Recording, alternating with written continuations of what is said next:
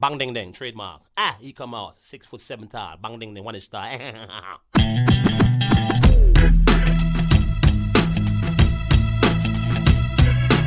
dong ding dong ding dong ding dong ding dong ding dong ding. It is a perfect day. Woke up to the sound of the garbage truck again. Upstairs neighbor's toilet's leaking on my head. Cars broke down, I missed the bus, there runs a 10.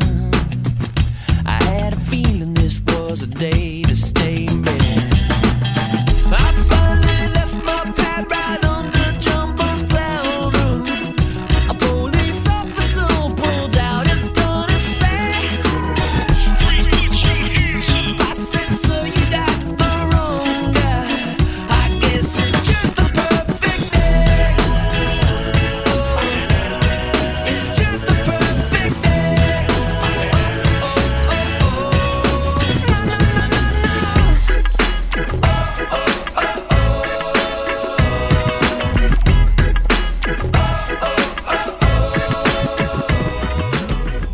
Hey guys, welcome back to the show. It is 2021, and we are going to start the year off right.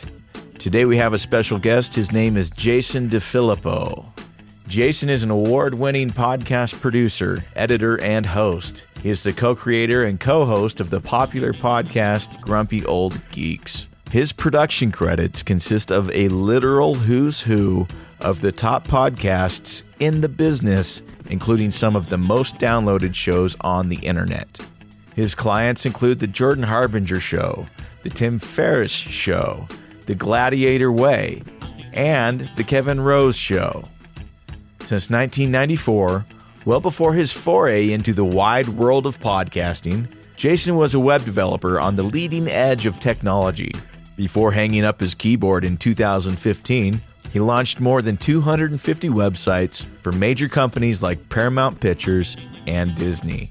Here to talk about the evolution of the internet and technology, transitioning from a successful career to explore the relatively unknown, and to share his experiences working with the best of the best in the business, please join us in welcoming to the show, Jason DeFillippo. Woo! Where's the fanfare? Where's the fanfare? We put it in post. Yeah. All right. That's my job. All right.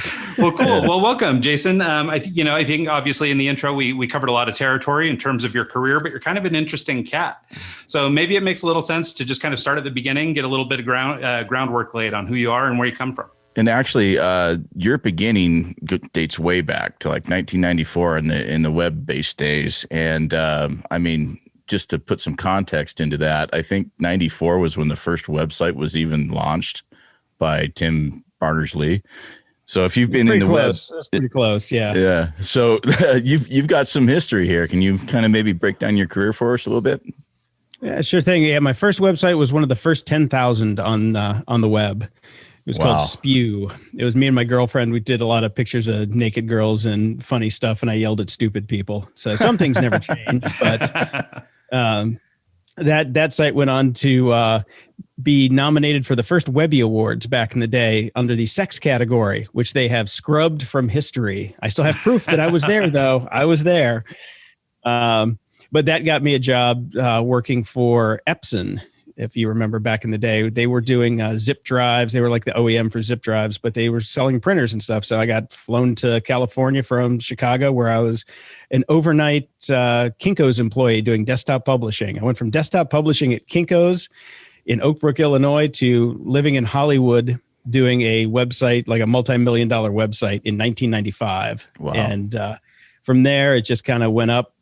And I'd always loved Star Trek. And I said, hey, I'm in Hollywood now. They make Star Trek here. I want to work for the guys that make Star Trek. And within the first 18 months of landing in Hollywood, I was the head website programmer for Paramount Motion Pictures and stayed there for a couple of years. Did Titanic there, did Star Trek First Contact. That was my first Star Trek movie. And did that for 20 some years after that. So that was the web side of things. So was computer science your degree? And hell no, I was a photographer. And you just picked it up on the side, and that ended up being your full career. Oh, my mom was a programmer, so I got my first IBM XT like right when they came out. And so like when I was 13, I got my first computer. So I'd always been into computers, BBSs and all that stuff. So there wasn't really a time I can remember that I didn't have some kind of computer around the house. So it was always one of those things that I was always into, but I liked photography. I wanted to do that as a career. And then turned out that back then that's when we had to like, actually process film, and it was all black and white. And the drop first it off, jobs wait 4 days, and then get it. Oh no, do it yourself. You do it yourself. I did for my 21st birthday, I did a 2.5 month trip to Europe with my girlfriend and her friend. And I took 270 rolls of film with me and got back and had to process them all myself, which took forever. And for context, I still haven't even scanned them all. I still have a stack of them here that I still haven't even scanned. It's been that long. I've got all these records behind me, and I want to put them into Discogs, and I just can't get the motivation to get started. I know how big of a project it's going to be. So exactly. I totally get that. Well, and it's funny the way you're talking about sort of your early days on the computer and everything. Cause I mean, really, I don't know how old you are, but I think we're sort of contemporary, same thing. I got my first Tandy when I was, 13 or 12. And, and actually we had a beautiful Epson dot matrix printer at the time. And, but to be on the internet in that period of time, like you did have to kind of do it from scratch, and there weren't books yet, you couldn't just Google, Hey, how do I do this? Or grab a Squarespace, account or something. Like none of that was a thing yet. Yeah. And we were making it up as we went along. I learned from reading the HTML 1.0 spec.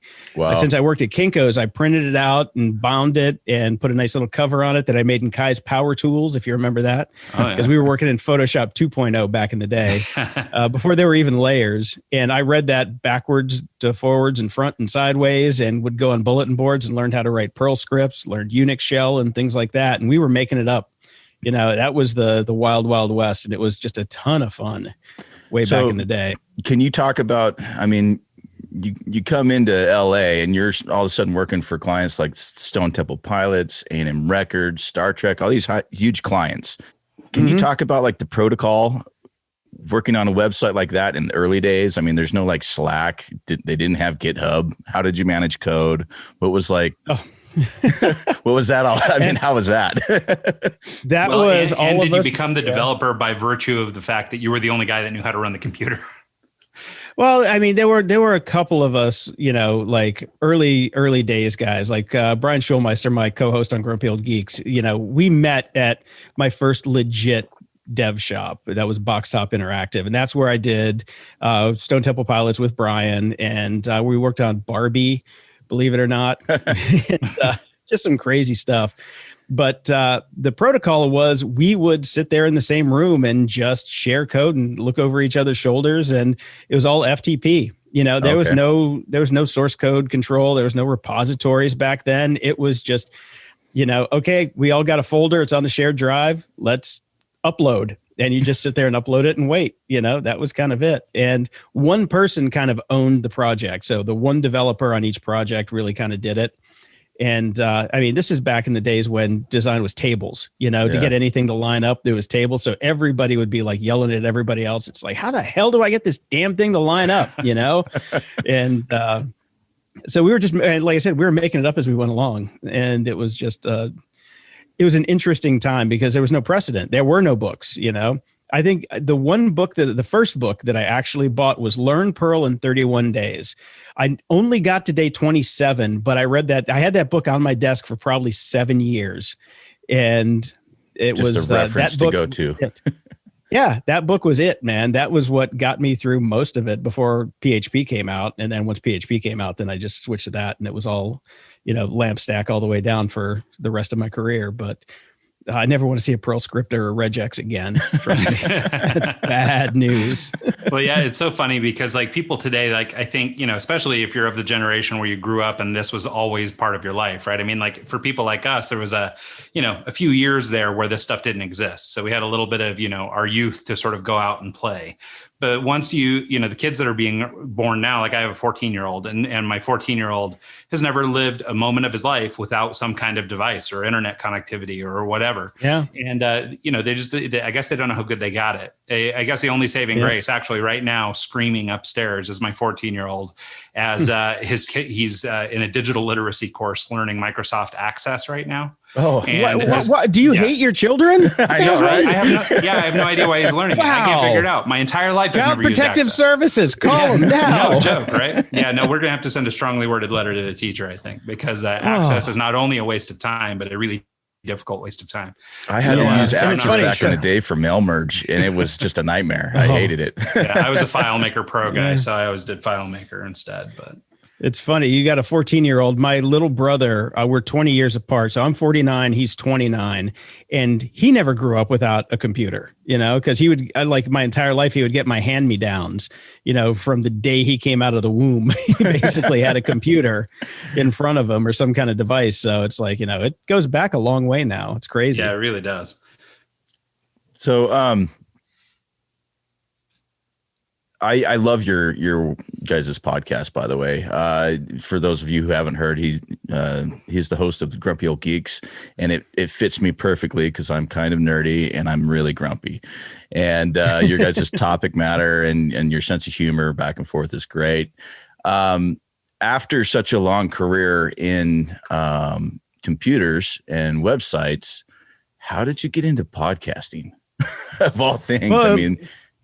That's an interesting story because when I was working at startups in San Francisco after I left the movie business, pardon me, I was working at a company called Technorati, and we were a blog search engine. And my friend Kevin Marks worked there, and he was big into the basically micro formats and things like that, which was, kind of adjacent to RSS because we knew Dave Weiner and Aaron Swartz and all those guys because that was kind of the same time that was all coming around. RSS was huge back then.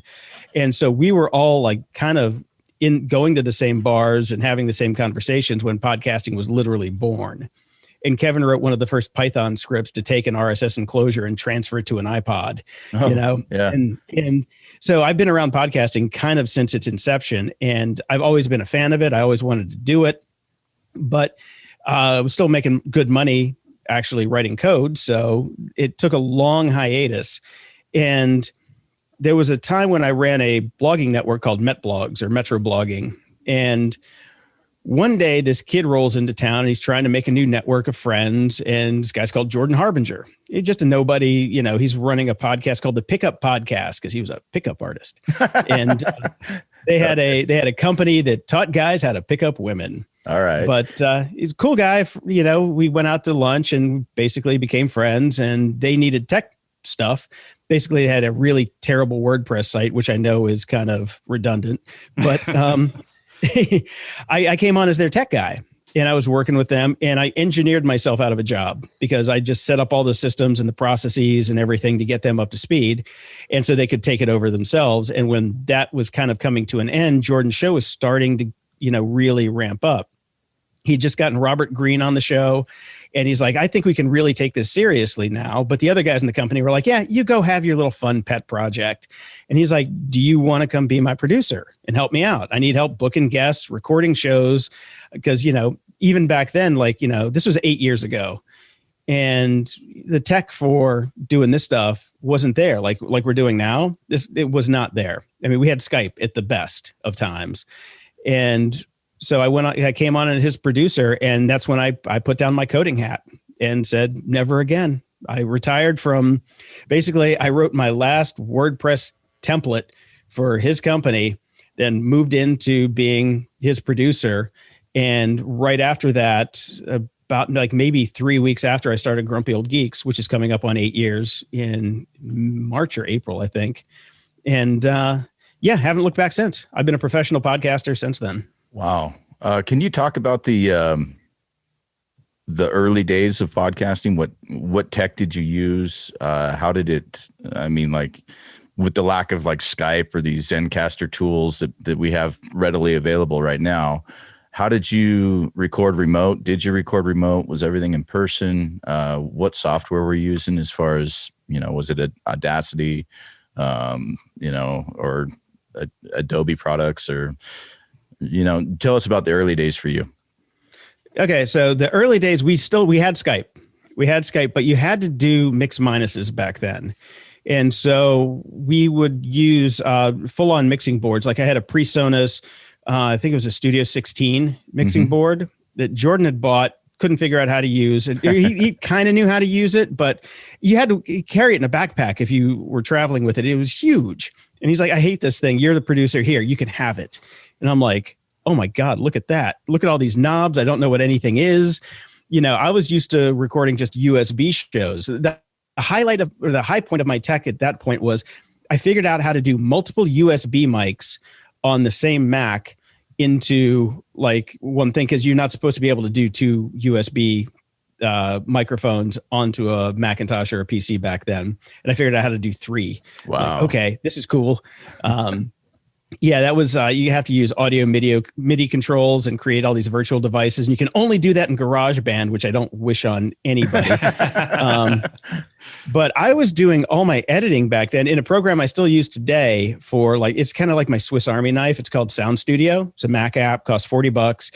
Greatest little multi-track editor. You can only record in 2 tracks, but you can edit in multiple, you can add as many tracks as you want. But that thing was my Swiss Army knife. There was no, there was no non-destructive editing. So it was all you clip it, you move it, it's gone. And you have to like add buffer silence sections to make things sound right. It was a nightmare. We used no filters. I didn't have Isotope back then. There were no Waves plugins that we were using, nothing like that. It was, just trying to figure stuff out. And when it came to the remote stuff, we would just kind of mash it all together, and it was just 1-track recordings, and it was terrible. So at one point I said, this is ridiculous. I got this PreSonus, monster here. So I went out and I bought a bunch of Mac Minis, and then I created accounts on the Mac Minis, ran all those through the PreSonus. So everybody would like dial into a separate machine that I would then put together and pipe everything back out. Wow. So everybody could hear it. I'm recording separate tracks on all the Minis, and plus my iMac that I had, and I think back then I was using a Zoom H4n and moved up to the H6 eventually to have like a separate redundant safety recording, because it was all about safety. There's nothing like taking a year to book a client and then losing the recording. Yeah. It is the worst. That happened to me twice, and it has never happened since, because I am the king of redundancy. Even right now, we're recording this. You guys are recording this. I'm recording this in Zoom, but I'm also recording this on my Mix Pre. So I've got like, there's more recordings than we can shake a stick at. I love Better that. safe than sorry. Yep.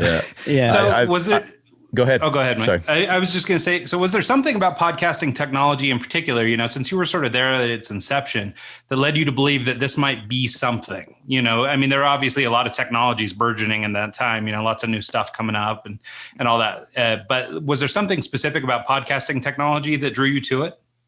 It scratched all my itches from software development, plus my gear acquisition syndrome. I love the same gadgets. Problem. Yeah. I couldn't wait for a new phone or something else, a laptop to come out, because I could say back as a developer, I'm like, I need to have this because my clients are going to have it. So I need to be able to know what's going on and be able to coach my clients on it, which was a legitimate thing back then. It's like, okay, the new iPhone's out. I need to be able to develop for it. This is out. I need to be able to develop for it. So I had carte blanche to buy all the crap that I wanted. But when it got to podcasting, it's like, oh, I really need this for work.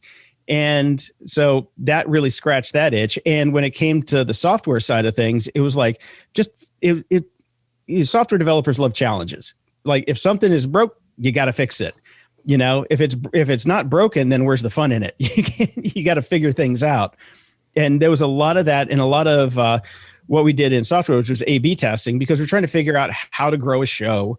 There's so many different things around podcasting that you need to figure out. And it was just one of those things where being a software developer, it was just natural to roll into podcasting for me. I was never an audio guy. I was a visual guy. Like I said, I went to school for photography. So I never thought audio was going to be my thing. And my ears suck because I went to too many punk rock shows as a kid. So I like it. That does come back, by the way. You can train yourself to get your ears back, which I found. Oh, that's good to know. Yeah, it's funny because I think now, especially, for people who might be getting into podcasting now, it can be deceptively easy, right? I mean, there's a whole spectrum of things, but I mean, it can be as basic as just getting on your iPhone and talking into it, via some of these apps and things like that, all the way to highly complex, almost like radio type setups where you've got, mixing boards and all this kind of stuff. But I think too, the other part that people don't think of is, sure, I can get like the barrier to entry of getting a show on the air is relatively easy, but how do we then promote the show or do anything else beyond that? Mm-hmm. Yeah, there's a ton of moving parts. Yes, it is easy to create a podcast. That is, not really up for contention at this point. But to create a good podcast takes a lot of work. It takes a lot of sometimes gear and time and learning. There's so many things that go into it that nobody really thinks about at the beginning. Audio quality is king. If you don't have good audio coming out of the gate, those are table stakes nowadays. You have to have good audio coming out of the gate. And recording a podcast on your phone, it's like, I can't listen to some shows if the audio isn't good. I mean, I literally have to turn it off. I'll shut it off if there's mouth noise. Like if there's any, yes. I can't handle that. Like if there's Robert Kiyosaki is one of his audiobooks was recorded early days, and there's a lot of mouth noises, and I made it into like the first chapter before I shut it off. I'm like, I can't listen to this book. I can't do it. Yep. No, so. I will take, actually, if there's a show that I really want to listen to and it's got too much mouth noise, if there's something wrong with it, I will actually download the file and fix it and then re-listen to it. And if it's a friend of mine, then I'll send him back the file and say, here, swap this out. Swap this one up. That's a commitment, but it's so true. And, I think it's good to sort of distinguish the difference between sort of, what can be done versus what should be done, right? Or this spectrum of good to bad, because I think things like YouTube and, Vine and some of these viral, TikTok, even some of these things that are out there now where, really quality doesn't matter all that much, right? I mean, you could go shoot something in cinematic 4K or whatever, but honestly, you're going to be okay if you shot it on your iPhone too. Like if the content's funny, it's funny. And so I think that there was like a moment there where the race was, how good can you make technology? And then suddenly there was this stop where we went, oh, wait a minute, you don't have to be good. You can just kind of do this.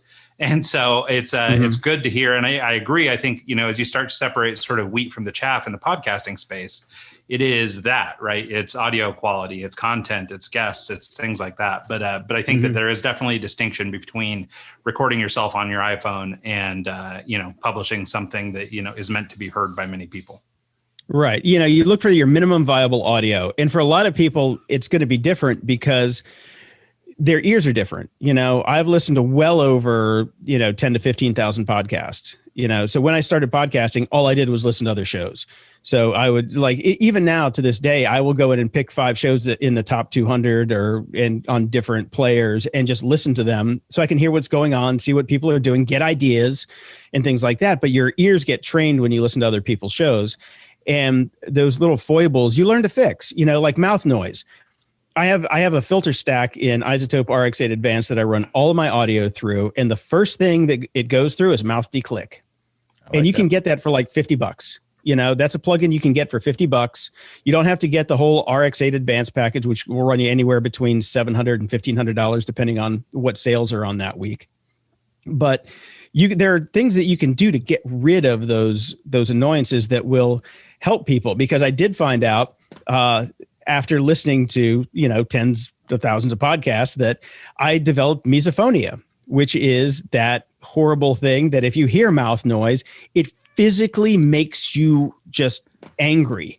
You get angry. My back tenses up just thinking about it, and you want to kill somebody.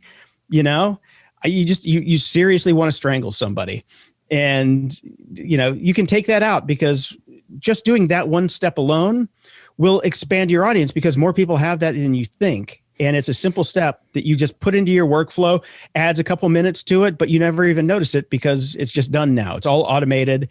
And then when you spit your audio back out, then that problem has been solved. There are ways to just engineer around that and get it done that doesn't take up too much time or cost too much money. Yeah. Yeah. And the more I've thought about it too, like it does seem like, at least in the podcast production realm, it feels like layering things on is how you improve or how you start to separate yourself from the others. Right. So it's like you're saying, I mean, even that one filter would make your show better than anyone who didn't run that filter.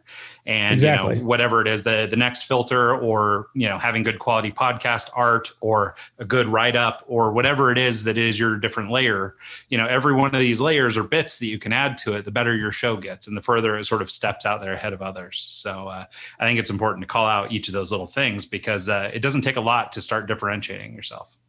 Yeah, because people just don't know what to do at this point. They're like, okay, I need all these steps, and they get overwhelmed and they skimp on a lot of them. It's just like, okay, here's my show art, here's a graphic. It's terrible. I paid somebody on Fiverr to do it, but it's done, and I don't even think about it again. But it's like, okay, if you spend a day on it, and maybe $100 or $200, and you find a real designer, that's going to differentiate you, and over time, that is going to bring you more listeners. And remember, this podcasting compounds. It's like, okay, I have 10 listeners this week. I have 15 next week. Next week I have 30. And then I got 60 because word of mouth gets out there because you're putting out a quality product. And those little things are the differentiators that you really want to pay attention to. Can you actually talk about that as far as scaling a podcast? You've been producing for several prominent podcasts. Jordan Harbinger has done really well in this industry. Your podcast has done really well. Can you talk about growing it from, mom and pop to successful podcast? Yeah, I mean, it comes down to like anything else in podcasting. There are a lot of angles that you have to pay attention to. You have to look at your niche and where you're narrowing your scope of your show. Who are you talking to? How many people are literally out there that could possibly listen to your show? Like Grumpy Old Geeks, we're not a big show. We got about 12,000 listeners to that show because there aren't a lot of people who care about tech news and care about drunken old fat guys who like to swear a lot.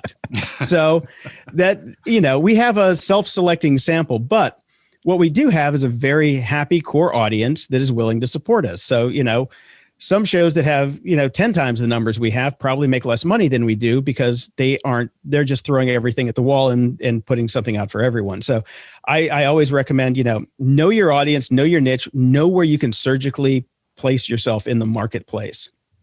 Also, do what we're doing right now. I'm talking to you guys. I'm being exposed to your audience right now.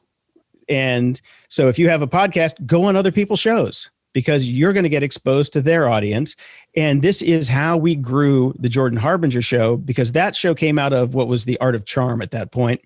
And that show was stolen from us. His business partners literally stole the company, and we were out on the street and we had to start from nothing. And in not even a year, we started that show in February 2018. And by the end of February 2018, we won the award for the Best of Apple, one of the most downloaded new shows. Wow. So we took that show literally from zero to getting an Apple award, which is algorithmic. That's not an editorial decision. That is by the numbers. And Jordan went on over 100 shows that year to get his name out and tell his story and get everybody back in and say, hey, we're out here, we're doing a show. That kind of thing is fantastic. Engage with your audience. We started a Discord channel for Grumpy Old Geeks. Cost us nothing. We pop in there a couple times a day, talk to the fans. And we've got like over 500 people now who just pop into our Discord channel off and on. Keeps them engaged. They give us show ideas too. And we talk about different things that we've discussed on the show, and it makes our show better because we know what they want. Fan engagement is massive. You can't have a great show unless you have fan engagement, I think. That's one of those things. And that's another thing that Jordan does. He responds to every email anybody sends him. And no, I think that's awesome. Well, and I was going to ask, so because I think a lot of people see these guys, right? I mean, maybe Jordan may have been more in his infancy when he came to you and you guys started working together. But, when you look at like the Tim Ferrisses and the Kevin Roses, and I'm detecting a tech-centric vibe with these types of guys. So I guess there's, San Francisco collusion there happening. But yeah, a little bit. But I'm wondering, like those guys, for example, those two in particular. I mean, Tim Ferriss, pretty wildly successful author in the pre-podcast world.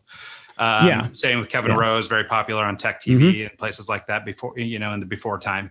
So when those guys come to podcasting, they bring an audience, and that doesn't necessarily mean their show's going to be great and successful, but it does feel like a leg up.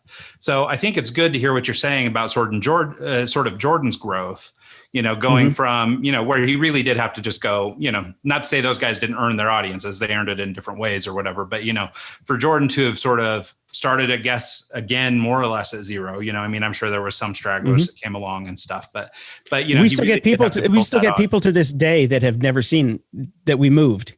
Yeah. We get tweets every, at least once a week from somebody like, oh, I didn't know you guys moved, just like, we were talking before the show, you guys heard episode 450 from Grumpy Old Geek, which is, 40 episodes behind, sometimes people just kind of fall off and come back and fall off and come back.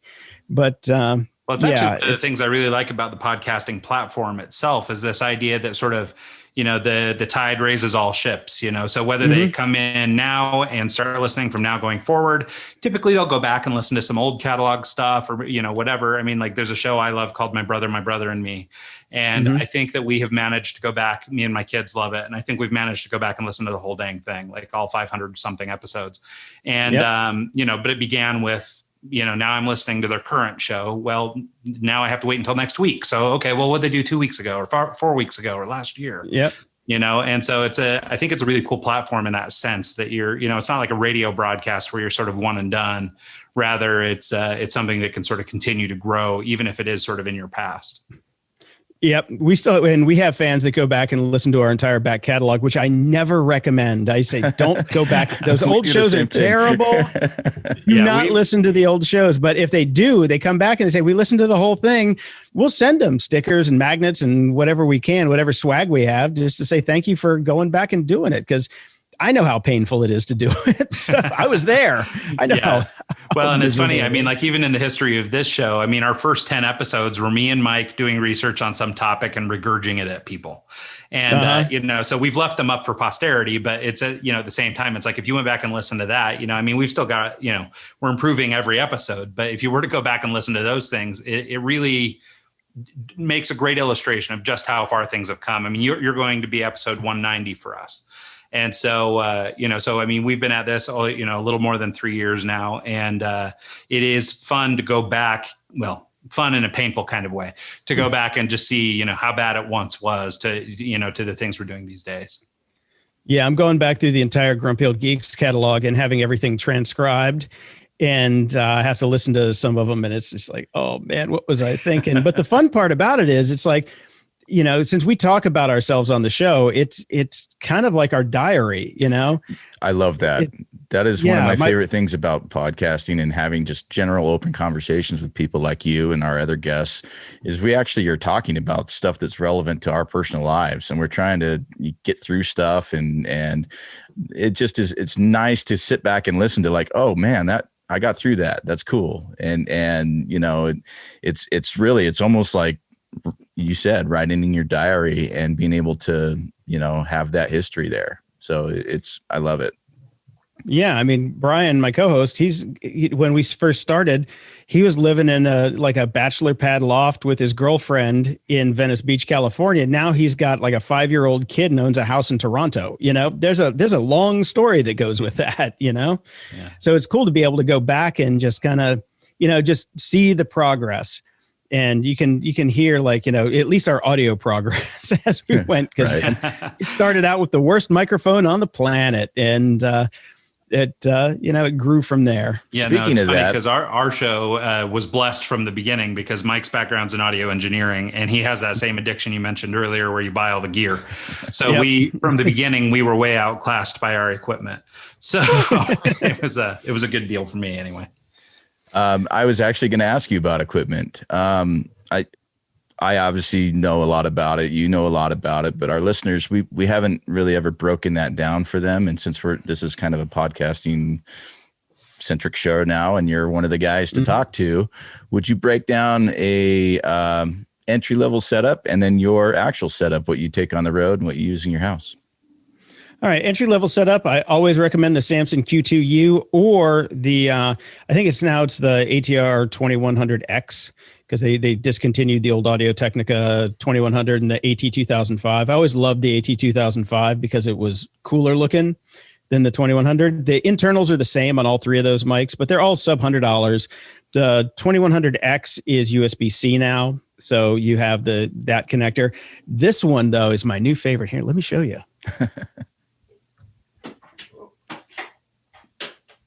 For those of you watching the video, I just want to explain this right now.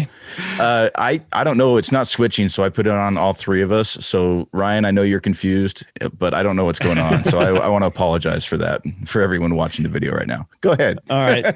This is the Shure MV7.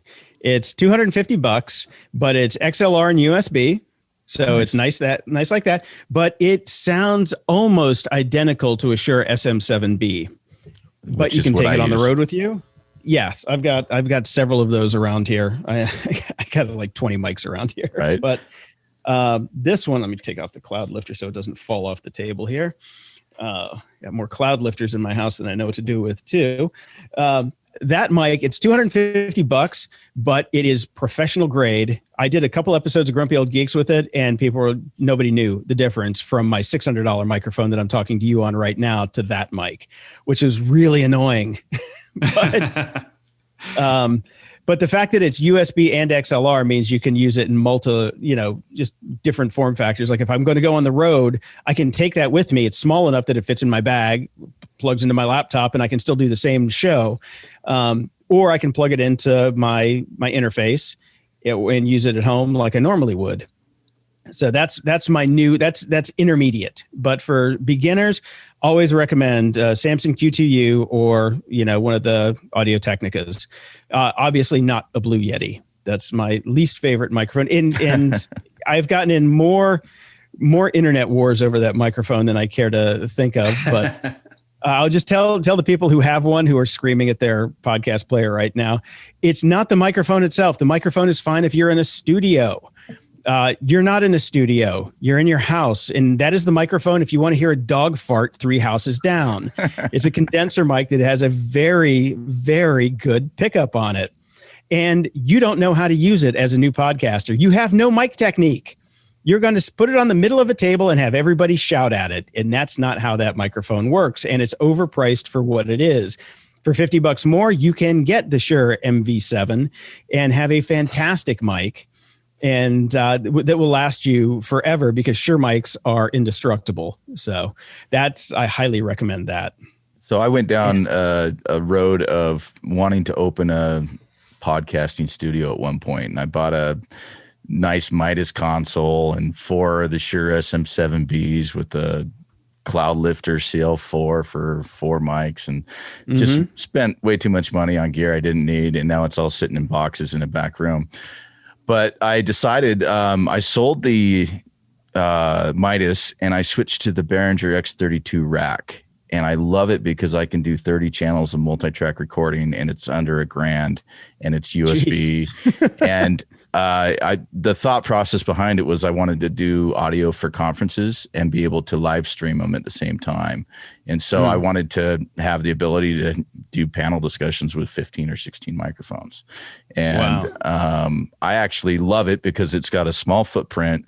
I can have my headphone splitter, my CL4 for the mic pickups, and it's an amazing all-in-one kind of unit. So I don't know if you've ever looked into it, but I'm in love with it. I've only had it for a month or two now. So no, I'll check that out. I've actually got behind me, I don't know, the lights are off. I've got a PreSonus Studio 192, which is a rack-mounted 8-port nice. XLR with really nice preamps. I've got it in a 2U case with a Furman power conditioner on it, so I can pick it up, put it in the briefcase, and take it on the road with me, and have all the mics in a backpack, and have a 4-person show anywhere I go. That's great. The 2U is I mean, that's so slim. 2U is great. So well, they're both 1Us. The PreSonus is a 1U and the Furman's a 1U. So I have a 2U Gator case. Oh, that's so it looks like a briefcase. It just looks like a badass briefcase that you're taking around with you. That's awesome. And Yeah, I've got 2 of those here because one thing I found as a professional is you always have to have 2 of everything because definitely right before that big show, one of them's going to crap out on you. Yeah, back to that redundancy thing. Always have redundancy. Yeah. So I wanted to ask you, I mean, clearly just from our conversation, now I had written this question in advance, but now having talked to you, it becomes a little more clear. But I wanted to talk to you about one of the other things that keeps people out of podcasting, and that is the sound of their own voice. Traditionally, and of course this is a stereotype, but typically your web developer type is not the extrovert that's dying to be out in front of people or hosting their own show as you do. Obviously you began as a photographer, but 2, I wouldn't say that's a wildly extroverted career, generally speaking. And so what drew you to hosting and what got you into, I guess, did it come naturally for you to become an entertainer yourself, or was that something you really had to work into? Had to work into it. I am a dyed-in-the-wool introvert. I hate being out in front of people. I can do it. I can turn it on when I have to. When the mic turns on, I turn on. When the mic turns off, leave me alone. Period. And when it comes down to the sound of your own voice, you're going to hate it. You're going to hate it for a long time. I took voice lessons, which I still do vocal training every now and again when I can find a decent teacher at a decent price. I highly recommend getting some basic vocal training. Once you start to get into podcasting and you love it, you won't pop your P's or have plosives, and you learn how to breathe, and you don't, you don't do the normal stuff that most people do that aren't, trained on it. And I am by no means an expert voice guy. Like, I could not get a job as a voice actor, period. But it at least makes my podcast sound better because I know how to breathe and I don't turn blue in the middle of a sentence. So that stuff, once you get into it, definitely look into voice training. And there's online stuff that you can find for sure. I think Roger Love is a pretty decent one. He's got really good warm-ups that you can do. It takes 15 minutes in the morning. Your voice gets really limber and things like that, and you can talk all day. Because in the beginning, I couldn't do more than an hour, and I couldn't talk for the rest of the day. Now I can talk for 8 hours straight, and it's not a big thing. And listen to yourself a lot. Edit yourself. You have to be the editor of your own show when you start, period. Do not put that off on somebody else, because you're going to learn your foibles, and you're going to listening to them over and over and over again. It's going to drive home the fact that you say "so" before every sentence. The fact that you say, and you do the smack. Once you have to edit that out about 500 times for the first couple episodes, you'll stop doing it. You'll stop doing it. And the other thing is, when you first start a show, do 3 full episodes, edit them, get them ready to go, and throw them all away and start from scratch. Never release your first 3 episodes. That's my rule of thumb for anybody that's starting. Well, see, Mike, we had an inflated sense of security because you knew how to tape us. Yeah, but I still hadn't edited a bunch of pops yet.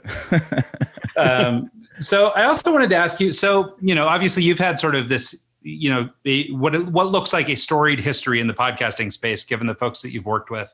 As I'd mentioned, it seemed like, maybe some of those guys are all, maybe it was a little bit of right place, right time, being in San Francisco at the time this technology was emerging, finding these guys who are already a little tech forward and maybe could use the help that you had already begun to pioneer. I wondered if you could talk a little bit about just sort of, what comes from working with people who are maybe more established characters like that versus what you would get out of your own show. I guess what I'm trying to understand is, if you are thinking about doing your own show, or if you're a producer and you want to get maybe involved with the show, it seems like it's a pretty no-brainer to walk into a Tim Ferriss show, for example. But if you can't get that, or if you're trying to do it on your own or something, how do you get started? How do you start, greasing the right palms or finding those people who can sort of help, advance a show or advance a career? Okay, so here's the history with me and Tim. I knew Tim right before the 4-Hour Workweek came out. So I've been friends with him for a very long time. He started his podcast without me. He did that, and it was going for a while. And the way I got to start working with Tim, and this is germane for anybody who's starting out, you find somebody's show that you want to work with, and you fix it and send them the better audio. And you do that enough times, you're going to get the current guy out the door, and you're going to slide in. And that's exactly what I did. Tim was the guy that got kicked out was Tim though, because he was editing his own shows. He was terrible at it. But that was easy. But and from there, once you get your foot in the door and you get an established client, then it's easy to get other established clients once you have a track record of doing good work. You have to do good work. If you're doing crappy work, nobody's going to recommend you. Almost all of my business is word of mouth. Kevin Rose is a friend. I knew him back when he started Dig. So that was another, nepotism one. Joey Ito from the MIT Media Lab, another old buddy from the blogging days. So I reached back into my network from the tech days when these guys started podcasting, but they all started without me and I came in later and helped fix the shows. Noah Kagan was one of the only people that's kind of in tech that I had to look at the show art to make sure I got his name right. I worked with him for a while and started his show and then bounced after a while. And a couple other people I did that with too. But all of the people I've generally worked with are word of mouth. And so once you get one good client, you do good work. When somebody else says, hey, I want to start a podcast, they're going to say, hey, check out my guy. And all of my other friends who are producers and editors in the business, that's how they get their work. It's all word of mouth. You have to do good work and you have to be easy to work with. You have to be easy to work with. Yeah, that's critical. Having worked with these bigger shows and been a co-host on the Jordan Harbinger show and your show, is there any time over your career that you've met someone that's just like, holy crap, I can't believe I'm talking to this guy? And then so many. Yeah. Can you tell us about one of those experiences and just how podcasting kind of opened the door to that experience? Yeah, I mean, just doing the show booking with Jordan and being guests on the show.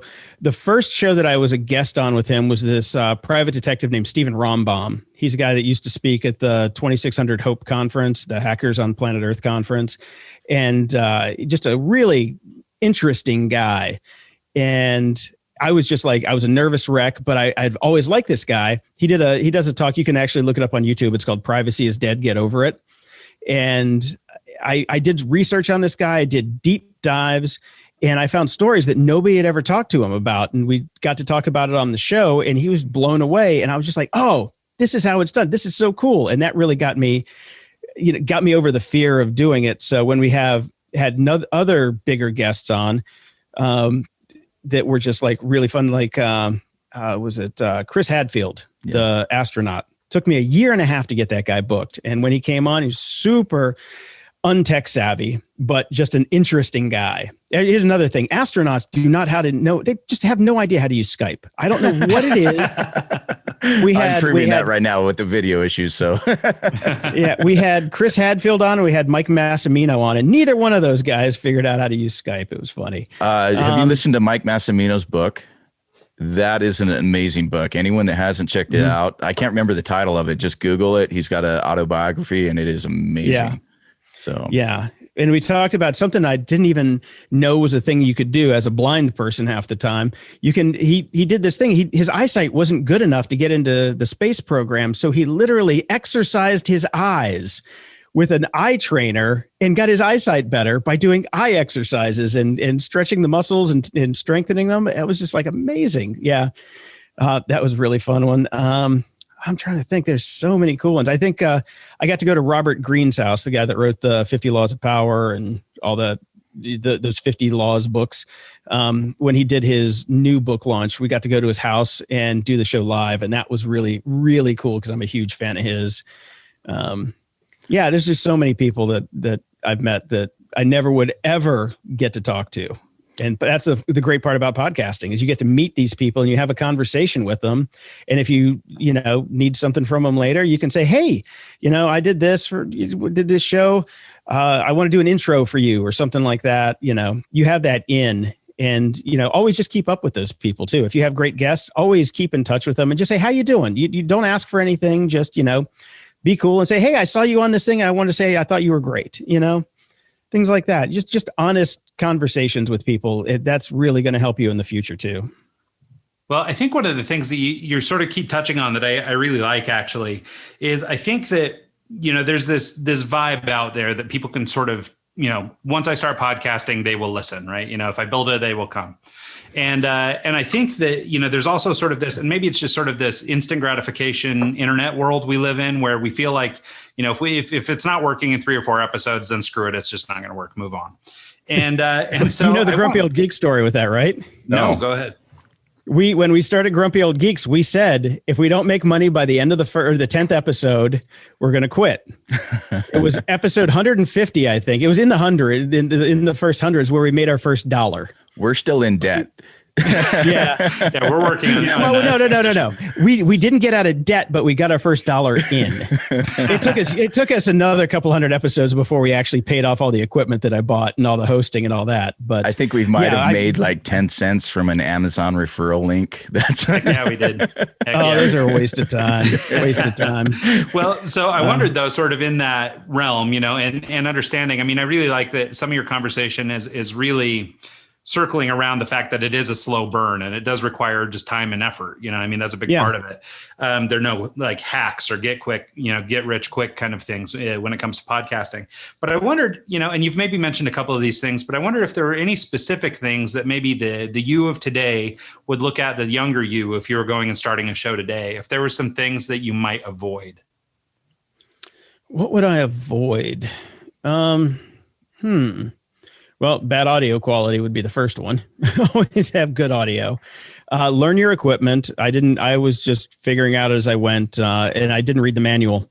That was the one thing when I got that Prestonus 16 channel mixer. I locked myself in my room for a week and I learned everything about it. I learned how, attacks and releases worked, how gates worked, how compressors worked, all that by reading the manual. I wish I would have read the manual sooner. So nerd question, do you record with your compression and gates and all that enabled, or you just all fix it in post? Because I just do it all in post and just get the raw and then add compression and everything to the vocals in post. Nowadays, I do almost everything in post. I'm recording right now through, to go back to your other question on what I'm using now. I've got a Mix Pre 6 and a Mix Pre 3 on my desk, and I go back and forth between them depending on my client work that I'm doing because I have to teach people how to use them. So that's the other thing. I always have the equipment that my clients have. The only thing that I turn on these is the limiter. I keep the limiter on. Just to keep it from clipping. Yeah, well, these are also the 32-bit recorders, so it's impossible to clip. But if I do that, then I have to take them into Audition, and I'm allergic to Audition. So because Logic doesn't handle 32-bit float files yet. But yeah, the only thing I record with now is the limiter. But for a long time, I was using all the stuff on the board just to learn what it did, and that turned out to bite me in the ass too many times. So I recommend everybody record as raw as possible and learn how to fix it in post. Don't just say, I recorded it and it's going out the way it is. Learn how to fix it in post. Yeah, there's just a nightmare story that we had when we first got started. We used, what was it, Zencaster? Zencaster, yeah. We used them for a bit, and there was a problem with shifting audio when you would download the actual file. And I can't tell you how many times I literally had to clip every sentence or every word out of the conversation and create an hour-long podcast because it shifted all the audio so far off, and it took me 4 hours to edit. But that's you've probably had similar stories. Even when I was using the minis, there would be drift because the clock speed on the different machines are all different. So you have a reference recording that's everybody on one track, and you have to cut it and line it up and readjust it as the audio goes because everybody falls out of phase. And I have to say, right now, Squadcast has fixed a lot of the drift problems. They've got some really cool proprietary algorithms. I don't get drift anymore if I use Squadcast. Squadcast/GOG. Actually, squadcast.fm/GOG. Yes. Yeah, get it right if we're going to send you a referral. So I wanted to ask you too, just as we're starting to get to the close here, I wonder if we could talk just a little bit about sort of learning the business. So we've talked a lot about sort of the technical aspects of producing a show and doing all that stuff. But, early in the conversation, we touched on, all these other things, podcast artwork and show notes and things like that. Can you talk a little bit about just sort of the processes and the efficiencies that you guys use, maybe on these larger scale shows, but maybe even on a young show that's trying to grow? The way that you might learn to build a business around your show, because I think, for people who've been in podcasting for a few years, it feels pretty commonplace and it feels everywhere, but I think it's still sort of in the infancy of that business. And so while you can find more resources now than ever, there's still not straight answers on how to make your specific show make money. And so I wondered if you'd just talk a little bit about sort of the rest of the production outside of just the actual show itself. Okay. First thing I would tell everybody to do is open up Google Sheets and start a spreadsheet with every episode that you're going to do for the year and create slots for the ads that you want to fill. That will give you a goal to start filling those ads and get you off your ass to go get things going. And also, as far as the making money thing goes, there are 3 different ways that most people make money on podcasts. There's direct sales advertising. So, you get ads, you read them on the show, or you get dynamically inserted ads and those get slotted in. Or you have something like Patreon where the fans just pay you money, or you get donations, or you can do affiliate ads, like things like we use private internet access, which is a VPN that we talk about on our show all the time. That one mention that we do every now and again for private internet access has made us well over $20,000 through the lifetime of the show. And we didn't have to ask permission. We didn't have to sell the company on letting us, promote them. We just signed up for it. And we started writing our own ads, writing our own copy and recording ads and slotting them in. And over time, you can make money on your show with it because you don't have to have download numbers for that. You just have to have a good ad for a product that matches your audience. And then if they buy, you get paid. And if you find good affiliates that have recurring revenue, like with the VPN, it's like they buy a year. If they re-up next year, you still get another cut. We've got people that have been paying us for 5 years on that. So when it comes to the making money side of things, you're not going to make a lot of money on direct sales ads right now. It's tough. And we make a lot more money on just basically asking our fans to support us. Our Patreon account and our PayPal donations make it, probably 10x what direct sales ads do. So that is kind of the route that we've taken. I would love to never have an ad on Grumpy Old Geeks again, period, just to be fan supported. But you just have to keep cranking out content and asking people to do it, and people do it. And I love that model for independent podcasters. If you're trying to make a big show, you're doing a true crime show or things like that, then you're going to partner with like maybe a network or an ad sales company like Ad Results or something like that to sell ads for you. They're going to take half the money and somebody else is probably going to take another cut, and you still have to pay for, the dynamic ad technology and things like that. So it just gets whittled down and whittled down. So you have to have huge download numbers to really make money on that. I love independent podcasting. That's what I've done my entire career. And I recommend everybody start a podcast because, the more people are doing it, the less we have to deal with the Spotifys and Joe Rogans of the world. Let's just all have fun and, have our audience pay us for giving them a good product. So Jason, before we let you go, I know we're kind of getting there on time. I have 2 more questions for you. First one's just a quick kind of, have you seen The Art of Code by Dylan Beetle? It's have not. YouTube. Highly recommend you check it out. It rocked my world last night. It goes over, Conway's Game of Life, the Mandelbrot set, and he built he wrote a song on Sonic Pi, which is a digital synth, and he used hard coding programming to do it. About 2 years ago, I went down this 3 or 4 years ago now, actually, it's been a while.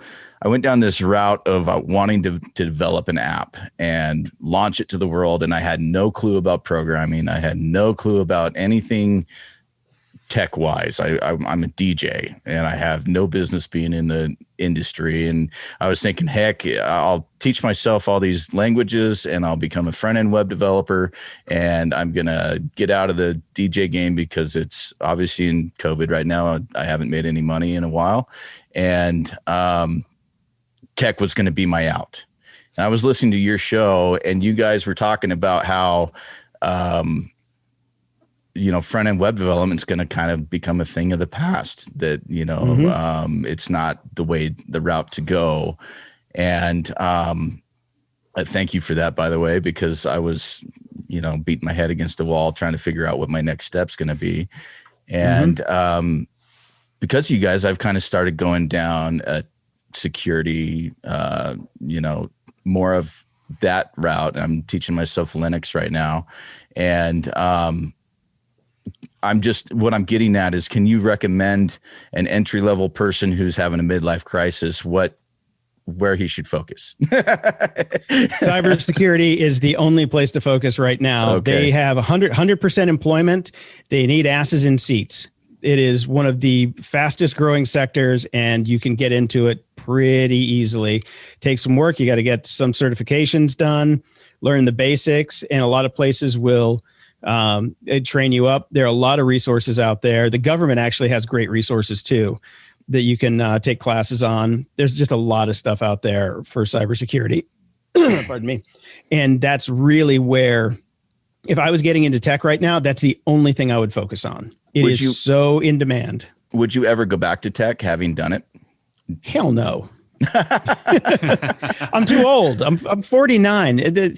Tech is it's, at least with what I did, it was a young man's game because we had to be there 20-hour days because we were figuring things out. It's not like nowadays where things have the paths have been tread. You know what you need to do. It's like, okay, we have to build this. We have to build that. We know what that entails. We never knew what it entailed. We came up with an audacious goal and we would work till we figured it out, and none of us were really good coders back then. We were all just making it up. I'm a terrible coder. I had a really good career as a bad coder. It's fantastic. But it's cybersecurity. Just, I know a lot of people in that. Go to the conferences when they start again. DerbyCon is my favorite. I love those guys. Got drunk with the crystal method at the last DerbyCon I went to. Nice. That was fun. But there's so much stuff out there that you can get into. Yeah. I mean, I'm pushing 40 and I'm feeling like, the DJ game was fun, but I don't have any retirement. I don't have any kind of security or stability. And so that was kind of my thought getting into front end development. And I'm glad that I kind of paused on that, but I'm also glad that I spent the time to learn it, just because it's good to know. It's a useful skill, and you can actually use that in cybersecurity too, because a lot of phishing scams and things like that, they take front ends from websites and rebuild them and make them look like their own. So if you kind of know the basics of how a website's built, you can look at it and kind of sniff it out for what it is. Dude, I just listened to an episode on Darknet Diaries. We're huge. It was amazing to me how many random thousands and thousands of emails sent to one guy just trying to get him to click one link just to get his info and phishing off of it. So, anyways, Jason, thank you so much for your time. Yeah, hang on. Before we let him go, I got to ask him one more thing because it just came out of that. Well, sorry, if you've got one more minute, I should say. I got plenty of time. Hit me. It just came out of the conversation that you and Mike were having. It made me wonder. So if you got into podcasting about 8 years ago, that would have put you at about 40, 41 around the time you decided to make that career change.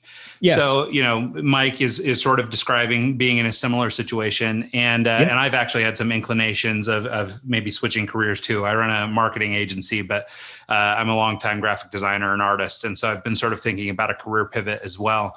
I wondered if you'd just sort of talk about the decision to make the change. So now you maybe sort of stumbled into it, but I mean, at 40 years old to change so dramatically from what's working to trying something new and unique. I wonder if you just sort of talk about it, because to me, it feels like a brave move, right? For me, this idea of a career pivot is like a shift in identity. It's a little bit of a change in who you are and that sort of thing. And I wonder if you had any insights from that experience that, as you experienced it in terms of making that change.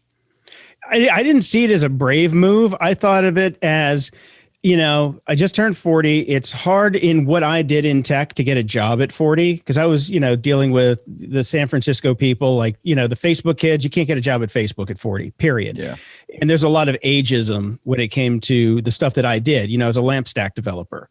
And that, by the way, cybersecurity does not have that kind of ageism in it. So that's why I say that's future proof. But for me, it came down to life satisfaction. I'm miserable doing this. I don't want to do it anymore. So when I saw an opportunity to go into something completely different that was, a new industry that might or might not work, but if I could, at least pay the rent for a while to see if it would kind of pan out. I mean, I had no savings. I lived day to day and paycheck to paycheck. I just did it. And that also lights fire under your ass to make it work. It really does.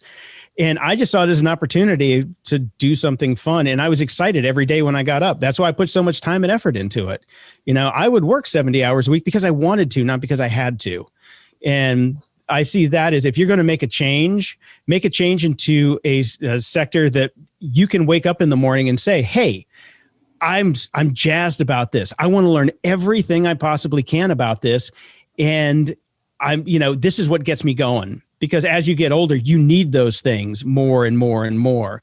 And, I haven't regretted switching to podcasting a day since I did it. Well, maybe 1 or 2 days, but for the most part, it's been pretty awesome. So when it comes to a full career change like that, that was my second real career change, because I went to college for photography and came out and, spending 4 years learning how to take pictures, and then immediately said, no, I'm going to switch and go into computers.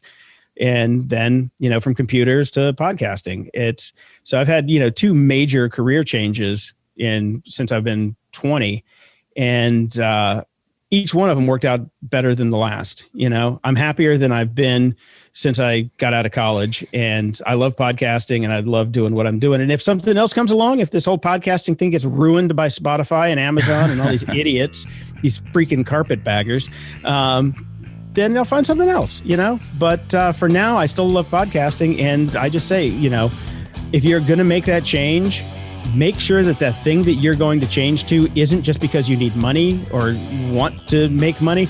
Make sure that you can get up in the morning and say, hey, I really want to do this. This is fun.